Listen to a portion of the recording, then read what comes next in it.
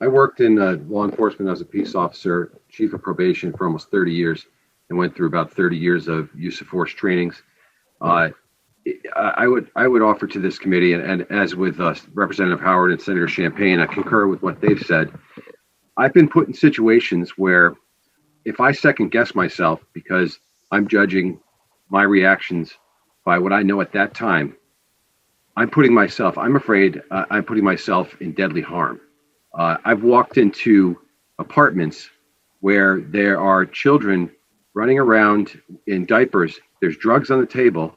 There's dogs coming out of bedrooms. There's 3 people sitting on the couch that we're trying to get control over for our safety. And people are reaching under couch cushions. People are popping out of doorways. You're making split-second decisions.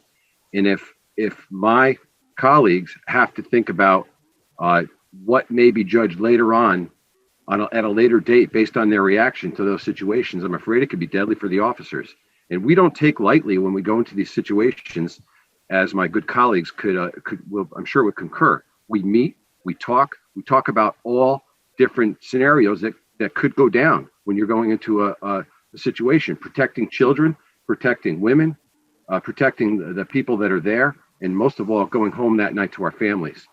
I don't want another provision that would make my officers on the street that I worked with for so many years and collaborated with for the safety of the community to have to second guess themselves and sometimes to their own demise. When Graham v. Connor is trained to police officers, it certainly is trained to the objective reasonableness standard from the perception of a reasonable officer under the circumstances known to him at the time.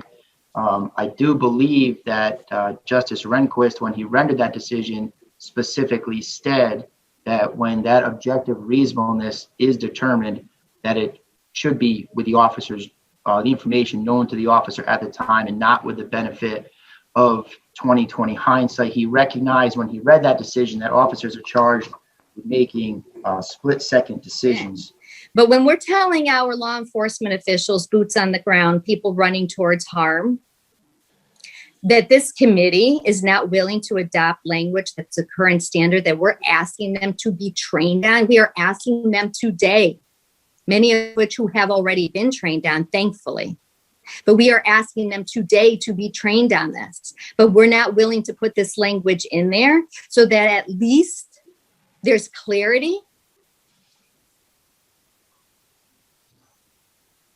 I support this amendment, and I hope my colleagues would strongly consider doing the same. If not through this amendment, take a pause and consider the language then to be added to the underlying bill in a different form. I don't think it comes as a surprise to anybody on this committee that there's a great divide going in our state that I think we need to work to overcome.